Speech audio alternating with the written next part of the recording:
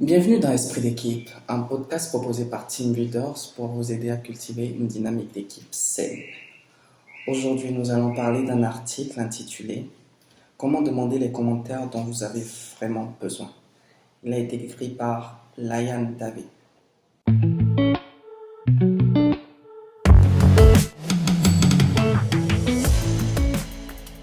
Vous avez probablement entendu parler du don du feedback. Mais l'avez-vous déjà réellement reçu? Lorsqu'il est bien fait, le don du feedback est la franchise.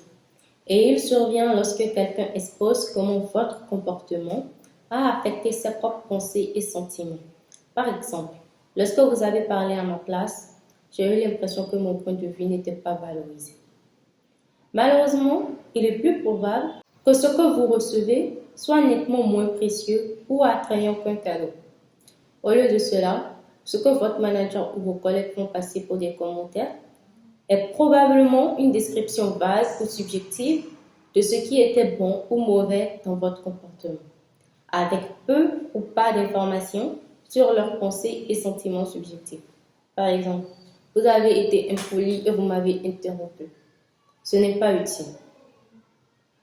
Une partie de la raison pour laquelle vous recevez des commentaires de mauvaise qualité est la façon dont vous les demandez. La plupart des demandes de commentaires sont trop génériques, trop ouvertes et trop tardives. Le résultat est que vous êtes plus susceptible d'obtenir un tas d'opinions plutôt qu'un aperçu. Alors, Mas, qu'est-ce que tu penses de cette entrée en matière? L'article montre bien le décor et nous met face à un fléau. Beaucoup de personnes ne savent pas demander des avis, ne savent pas demander du feedback. Et le versant de ce constat, c'est que beaucoup de personnes ne savent pas en donner non plus. Donc, en cela, l'article reste pertinent, bien que pour moi, c'est un petit peu problématique. Oui, encore, quel est le problème? Bon, d'accord. J'aime pas beaucoup l'article, on va se dire la vérité, on va se dire les choses. Je n'aime pas beaucoup l'article, mais en réalité, c'est très subjectif. C'est parce que moi, j'estime savoir comment demander du feedback et j'estime bien donner du feedback. Et pour moi, pour toute personne qui a déjà donné du feedback et a appris comment ça fonctionne et qui a déjà reçu du feedback et l'a trouvé pertinent, ce sont des bases, quoi. En fait, j'ai l'impression que l'article infantilise un peu parce que ça donne des choses que tu penses que ça va de soi. Moi, dans mon expérience, quand même, j'ai reçu énormément de feedback inutile. Quelque chose aussi, je ne veux pas dire que justement, c'est ça que je dis. Et je trouve que cet article, je ne le prends pas pour moi, en fait.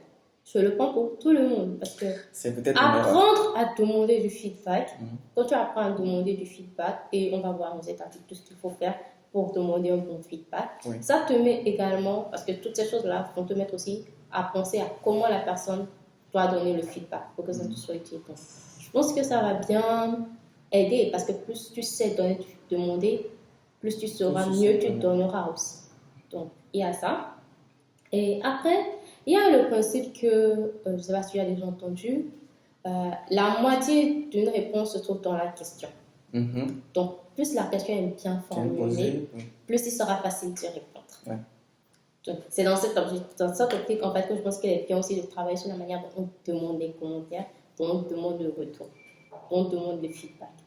Et je voudrais aussi citer comme ça le principe d'Anna Karenine, tiré du roman de Léon Tolstoï, où en fait le roman commence, le tout premier chapitre commence par cette phrase mythique qui est devenue maintenant le principe d'Anna Karenine, c'est « Toutes les familles heureuses se ressemblent, mais chaque famille malheureuse l'est à sa façon. » C'est pour dire que quand c'est bon, c'est que toutes les cases sont cochées, c'est que c'est bon, il n'y a plus rien à dire, il n'y a rien à élaborer.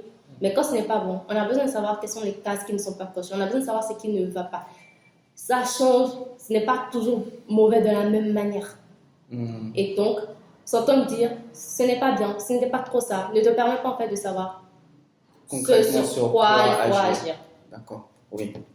Vu comme ça, je suis assez d'accord. je suis assez d'accord. On va continuer. Oui. Sur le processus pour demander les commentaires peut se diviser en 3 étapes. La première étape consiste à choisir un domaine de développement personnel par trimestre. Donc, chaque trimestre, réfléchissez à vos objectifs de performance, vos compétences et vos ambitions et choisissez un domaine sur lequel vous souhaitez travailler. Cet objectif de développement doit être au cœur de ce que vous devez accomplir dans votre rôle afin que vous soyez motivé à vous améliorer et que les autres aussi soient désireux de vous aider. Ok. La deuxième étape consiste à identifier une compétence ou un comportement cible spécifique dans le domaine de développement que vous avez choisi. Une fois que vous avez défini le domaine général sur lequel vous souhaitez travailler, sélectionnez une compétence ou un comportement spécifique à court terme. Et les personnes qui vous connaissent bien ou qui ont l'occasion de vous voir travailler, de vous voir en action, auront des idées précieuses sur les domaines sur lesquels il serait plus avantageux pour vous de travailler. Donc, vous pouvez aussi les consulter à ce moment-là. Une fois que vous avez décidé de votre domaine cible spécifique, cela devient le cœur de votre demande de commentaire. Étape 3. Et l'étape 3 consiste à demander à quelqu'un que vous observez travailler sur votre nouvelle compétence ou votre nouveau comportement et de partager ce qu'il a pensé ou ressenti immédiatement après. Donc, façonnez votre demande de manière à augmenter la probabilité que vous obteniez des commentaires utiles. N'oubliez pas que vous voulez que la personne vous explique l'impact subjectif de votre comportement et non un jugement sur ce qu'elle pense être bon ou mauvais. En résumé, le processus ressemble à ceci. L'orientation du développement, zone cible, opportunité d'observation et évaluation de l'impact. Alors, je vais laisser Mas nous dire ce qu'il a retenu, ce qu'il pense de ces étapes-là pour l'obtention du feedback. En toute modestie, moi je passe par chacune de ces étapes pour demander du feedback. Ok, d'accord. D'accord. Bon, plus sérieusement,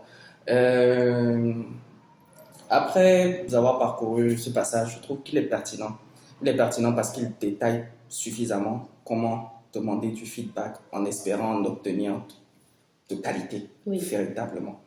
Premièrement, tu identifies sur quoi tu souhaites avoir du feedback, mais vraiment très précisément. C'est-à-dire que tu définis l'élément ou la compétence de façon générale ou globale. Et en ayant déjà, une fois que tu l'as identifié, tu cibles une compétence spécifique qui t'est amenée de mobiliser pour accomplir cette tâche-là. Et une fois que c'est fait, tu sais sur quoi tu veux t'améliorer. En tout cas, les choses qui, d'après toi, devraient être améliorées. Donc, à partir de là, tu sais sur quoi tu veux t'améliorer.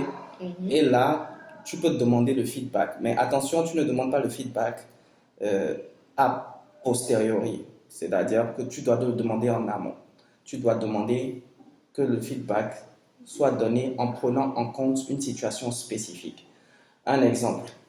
Si tu dois donner une conférence, tu ne demandes pas après la conférence à quelqu'un qui était dans le public, à un proche à toi qui était dans le public, comment tu as été lors de la conférence.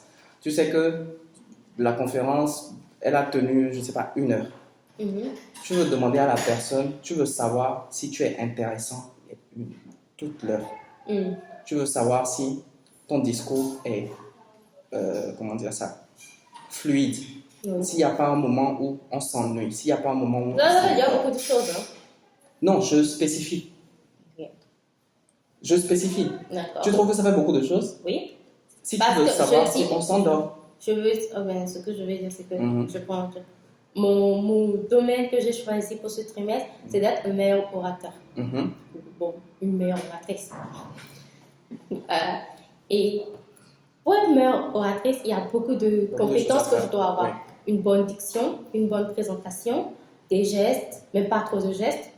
S'il y a plein de choses. La tenue, si je dois présenter un matériel, comment choisir ce matériel-là, comment posséder la scène, s'il y a Oui. une scène sur laquelle je dois être confrontée. Comment gérer le public. Ex- Il y a plein de choses. Oui. Et après, il y a la structure de mon discours, de ce que Oui. je dis, Oui.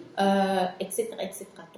Attends, tout ça, je choisis une compétence sur laquelle je veux oui. travailler Mhm. pour un certain temps. Donc, je choisis par exemple que je veux travailler sur mon articulation, ma diction, Mhm. que chaque mot que j'énonce soit clairement compris par les auditeurs. Oui. C'est sur ça que je me focus d'abord. Oui. Et donc, je vais voir, je sais pas, mon collègue Jean, Mhm. parce qu'on a une petite présentation à faire, un petit séminaire, et j'ai un petit sujet à présenter lors du séminaire. Donc, je vais voir mon collègue, je lui dis, Jean, pendant que je parle, fais attention à comment j'articule les mots, la diction et tout ça. Excuse-moi, je te coupe pas, je reviens, je précise bien que c'est avant que la conférence je se vais passe. voir C'est Jean et important. je lui dis, Jean, fais attention à, pendant que je parle, fais attention à comment j'articule et comment je prononce les mots, ma diction et tout ça, si c'est fluide, si c'est clair. Et donc, après, je demande à Jean, alors, concernant l'articulation, la diction dont on a parlé là, qu'est-ce que tu as remarqué? Qu'est-ce que tu as pensé? Là, tu as donné véritablement un focus à la personne. Voilà. Et le commentaire de la personne peut être le plus pertinent. Et là possible. aussi, du coup, ça veut dire Le que plus pendant que sexy. je parle, Jean, il sait que je veux avoir un retour sur ma diction, mon articulation. Donc, quand je parle, il va faire attention à comment je prononce les mots.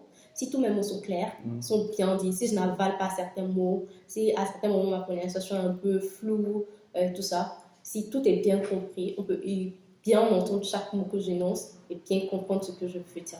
Il va faire attention à tout ça, il va peut-être prendre des notes parfois que, oh, tel mois, par exemple, tu as du mal avec tel mot, donc revoir comment tu le prononces. Là, son feedback sera. À la fin, il me dit, voilà véritablement. ce que j'ai noté. Donc ça m'aide à avancer. Mais je ne vais pas dire à Jean, fais attention à comment je prononce, fais attention aussi à comment mon discours est structuré. Je pense que ça fait déjà Oui, ça beaucoup fait trop de beaucoup choses. On est d'accord. Parce qu'il n'est pas là juste pour m'évaluer, il est là aussi pour autre chose. Il est là aussi pour participer, pour écouter, pour avoir le contenu, pas juste pour être focus sur moi, m'évaluer. Donc je lui donne une seule chose à observer. Dans cette logique, est-ce que tu penses que c'est pertinent de faire participer plusieurs personnes à l'exercice? Pour moi, oui. Hein. Oui, bien sûr. C'est-à-dire que. Bien sûr, c'est ça l'idée. Non, en fait, moi, je vais un peu je prends un peu le contre-pied de ce qu'il dit, parce qu'il suggère de se focus, enfin, de se concentrer sur une compétence spécifique par trimestre. Non, moi, je dis. Pas par trimestre, à la fois. Oui, bon, si on veut, oui, à la fois. Moi, je dis, qu'est-ce que tu penses de prendre 4 personnes et leur donner un focus différent? Tu penses que c'est plus pertinent de donner le même focus à 4 personnes pour avoir des retours différents sur la même chose? Oui, et des perspectives différentes, ça te donne alors une vue d'ensemble. Et je pense qu'on est plus efficace quand on se concentre sur une chose à la fois. Si tu veux essayer de travailler et ta diction et la structure de ton discours et ta présentation et comment tu possèdes la scène, ça va beaucoup de choses sur le... Voilà, donc tu es focus, une fois que tu es satisfait de la manière dont... ta présence est, non, ta diction est, tu peux passer à la chose suivante. Ok. Tout ça nous amène à définir pourquoi c'est important d'avoir des commentaires ciblés. Pourquoi c'est important de suivre le processus qu'on a développé tout de suite là pour avoir les feedbacks les plus pertinents. Oui. Alors, la plupart des feedbacks post-hoc post-hoc, ça veut dire après. Après coup, oui. Repose sur le fait que la personne se souvient de mémoire de la manière dont vous vous êtes comporté et de la manière dont elle a réagi, mais la mémoire est faillible et très sensible au biais.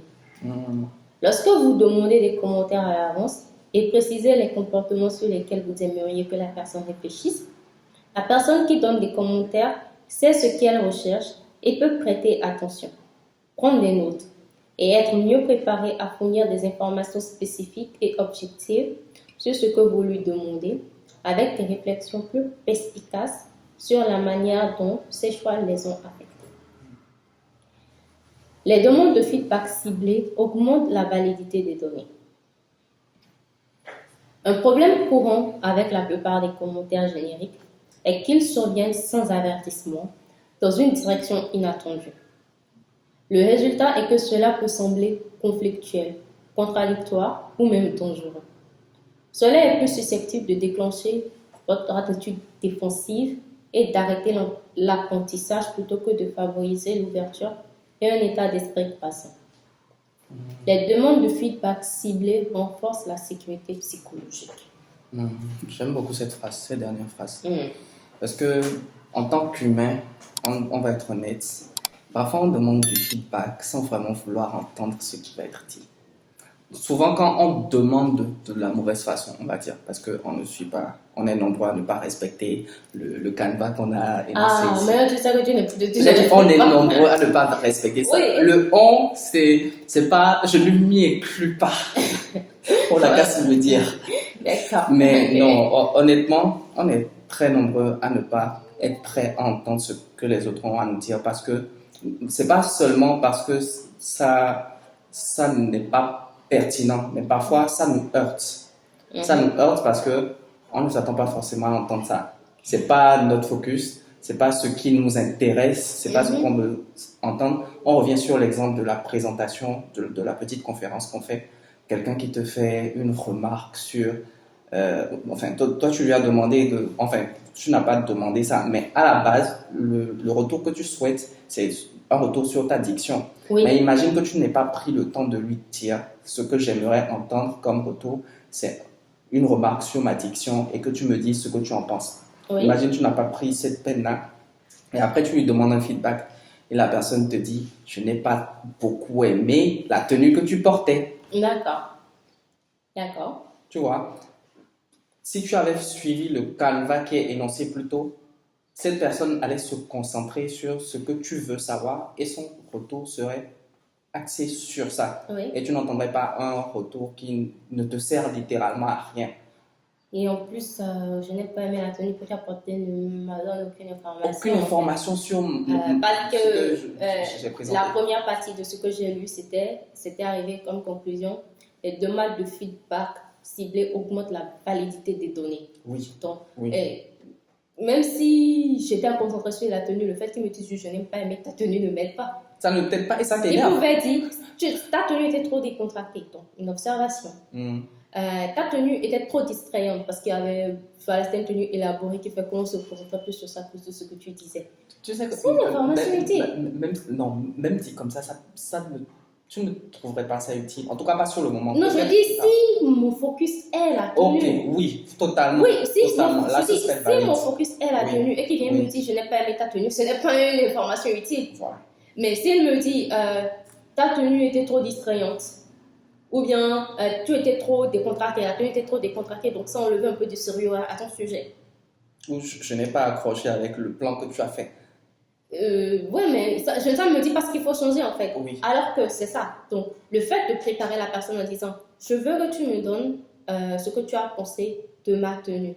Pas ma tenue, c'est quoi voilà quoi. Alors, toi, je veux que tu me dises ce que tu as pensé de ma tenue, que tu observes, que tu me dises voilà l'effet que ma tenue a sur ta manière, ton attention sur ce que je disais. Tu vois, c'est déjà très clair. Ouais. Et là, la personne se concentre sur ça. Donc, ne pas donner ce canevas-là, même si ça reste quand même dans le focus que je veux, ne pas donner un certain canevas, ne pas avoir cette discussion a priori sur je veux que tu observes. Parce que justement, si tu dis à la personne, je veux que tu m'observes, que tu me dises ce que tu as pensé sur ma tenue, tu me fasses un retour sur ma tenue. La personne, en fait, elle sait. Voilà, elle va faire attention. Mais si tu finis et que la personne, tu dis, alors... peut-être que c'est pas sur ça qu'elle s'est attardée. Si tu ne lui as même rien dit avant de commencer, et que tu vas lui dire, alors qu'est-ce que tu as pensé de ma tenue? Elle n'a pas fait attention à ta tenue. Non. Même si tu étais devant elle, elle va te dire, ok, j'ai pas aimé bien, ouais, c'est bien, tu es bien habillée. Mais pendant le truc... Qu'est-ce que tu fais de ça? Elle ne pensait pas à la tenue liée à ta présentation. Parce qu'elle n'a pas regardé ça, c'est pas ce qui lui a sauté aux yeux. Donc, vraiment, il ressort que si tu n'as pas pris la peine de faire cet exercice avec la personne dont tu veux le feedback, évidemment que son feedback ne va pas te servir et va même t'énerver limite tellement il n'est pas pertinent et tu pourrais le trouver même blessant parce que...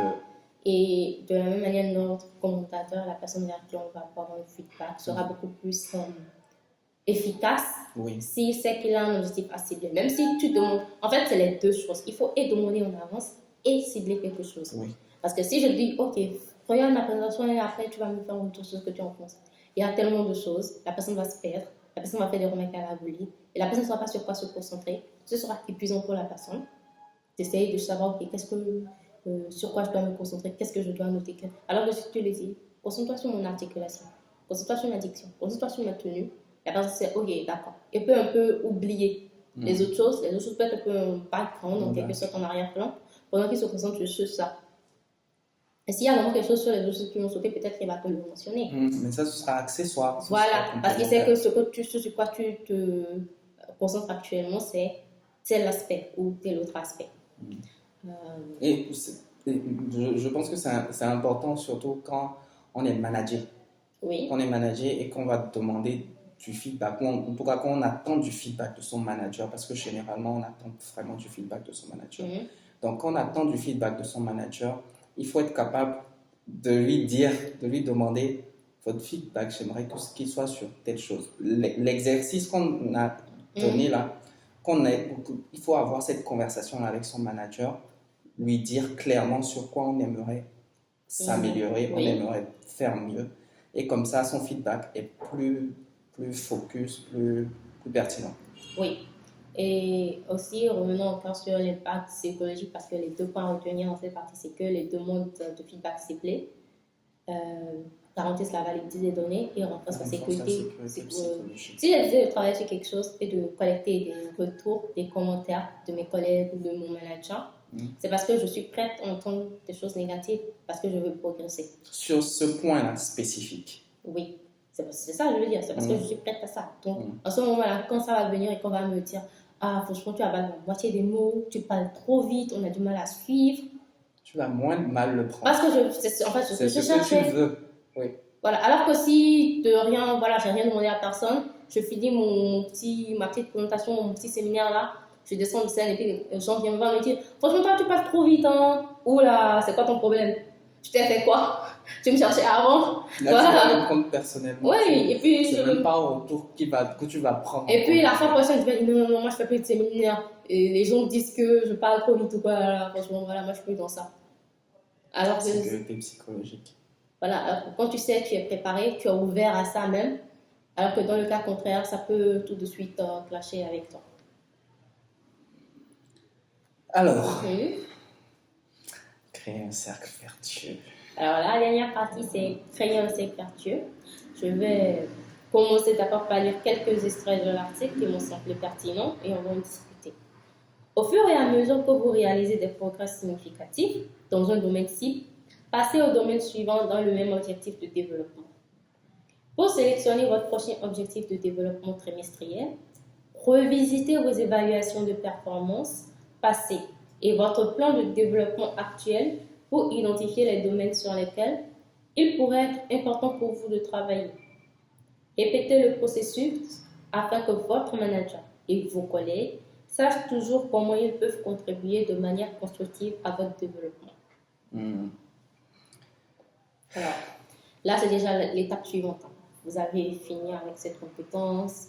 Jean m'a fait des retours, Jacques m'a fait des retours, Paul aussi, Marie aussi. Tu vois, tout le monde m'a fait des retours. J'ai travaillé sur ma diction, mais non, franchement, j'articule comme une championne. Je vais passer maintenant à autre chose, ma présence sur scène. Comment je possède la scène. Donc, voilà. Parce que je suis toujours dans le même domaine et je passe à une autre compétence. Et alors, en ce moment-là, l'idée, c'est de...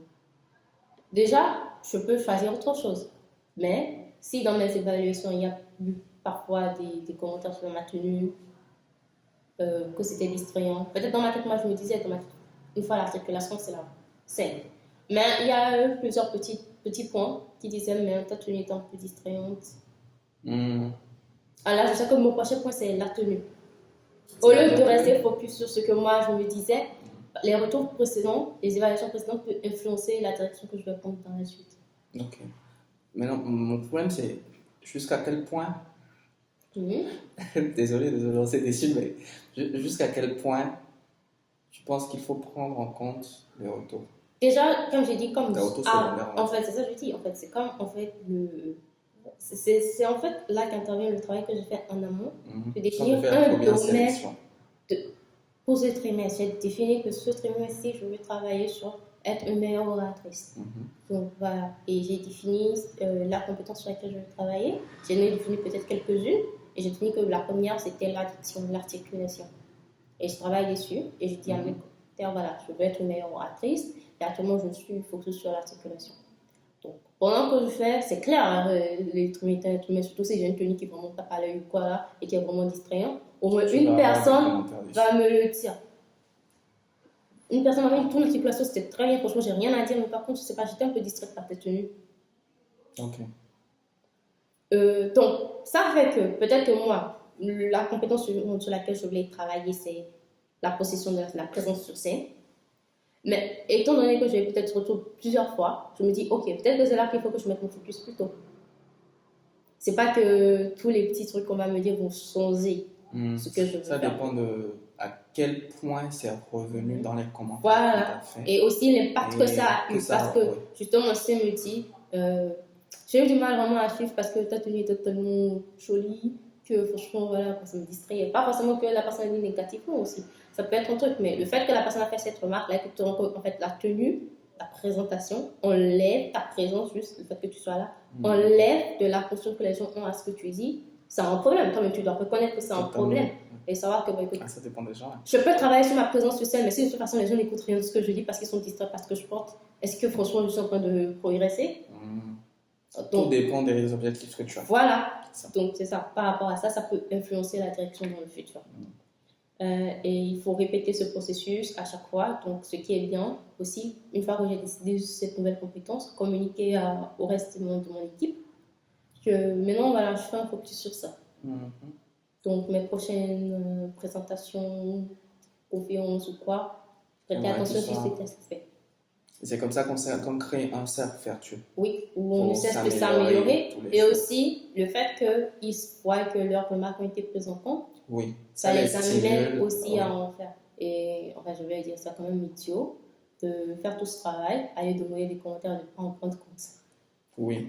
C'est du temps qu'on a perdu pour soi, mais aussi pour les autres à qui on a demandé de prêter attention à nous pour nous faire ces retours-là. Il n'y a rien d'aussi décourageant à faire des commentaires que de savoir que de toute façon, ça ne sert à rien. Il n'écoute jamais. Oui. Donc, il y a aussi ça. Tout ça pour dire que demander du feedback n'est pas quelque chose d'acquis. Bien sûr. Ce n'est pas une science infuse. Ça s'apprend de demander du feedback. En effet. Quand je disais tout à l'heure que je sais demander du feedback, je mentais. Ou du moins, je n'ai pas toujours su demander du feedback. On va être honnête. Aujourd'hui, je sais que je sais mieux demander, mais il fut une époque où j'étais vraiment nul à ça. Et on est toujours à un moment donné nul à ça. On est tous passés par là. Il y en a qui s'en sortent mieux aujourd'hui qu'avant, mais voilà. Quand tu as appris à demander du feedback, tu as appris également à en donner. Une fois que tu sais comment demander du feedback, tu sais comment en donner. Donc, cet article est utile pour tout le monde, que vous soyez manager ou manager. Oui. Quel que soit le type de structure collaborative dont vous faites partie, vous avez besoin de donner du feedback. Il faut toujours aussi penser au fait que le manager également est managé par quelqu'un aussi en général. Oui. Et aussi, en tant que manager, il a aussi besoin quand même de savoir que les personnes qu'il manage le voient d'une certaine manière. C'est ça. Le manager a également besoin du feedback de son équipe. Voilà. Donc, ça va dans tous les sens. Exactement. On a besoin de feedback de toutes les personnes avec qui nous collaborons, quelle que soit à l'échelle à laquelle on est. Mais ce qui influence, c'est les objectifs qu'on a. C'est ça. Les objectifs qu'on a. Si, je ne sais pas, vous avez pour objectif d'être un manager tyrannique, peut-être que les feedbacks de votre équipe ne vous intéressent pas. Alors, je peux comprendre, je vous comprends très très bien. Mais si vous voulez être un bon manager qui atteint des objectifs, qui est écouté et respecté par son équipe, alors oui, peut-être là, vous voudrez savoir ce que votre équipe pense de vous et quels points vous améliorer. Je pense qu'on est arrivé tout doucement comme ça à la fin de cet article. Et comme d'habitude, moi, j'aime bien vous laisser avec une petite question pour qu'on discute en bas dans les commentaires. Oui, parce qu'on a parlé pendant une demi-heure. Je veux quand même aussi écouter ce que les autres ont à dire. Donc, moi, ma question cette fois-ci, c'est que c'est bien, on a un article qui est axé sur la manière de demander, de recevoir les commentaires. Mais il y a aussi le revers. Il faut aussi l'autre partie du jeu. La deuxième phase de la caisse, qui est de savoir les donner les commentaires. donner des feedbacks aux gens qui nous entourent. Et je voudrais savoir, est-ce que vous pensez qu'il y a une ligne de conduite également à suivre pour cela? Est-ce qu'il y a certaines choses que la personne qui donne des feedbacks aussi doit faire, à part juste observer et regurgiter ce qu'il a pensé? Est-ce qu'il y a une ligne de conduite aussi? Peut-être ils ont aussi là-bas 3 étapes à suivre pour ça. Et selon vous, quelle serait-elle? Oui, quelle est cette ligne de conduite qu'il y a à suivre donc, pour donner des commentaires? On vous attend dans les commentaires pour nous parler de commentaires. Likez. Likez. Alors, likez cet épisode s'il vous a plu, comme d'habitude. Abonnez-vous pour ne pas rater notre prochain épisode sur un tout nouveau sujet qui, j'espère, vous plaira tout autant. Et en attendant, gardez votre esprit d'équipe.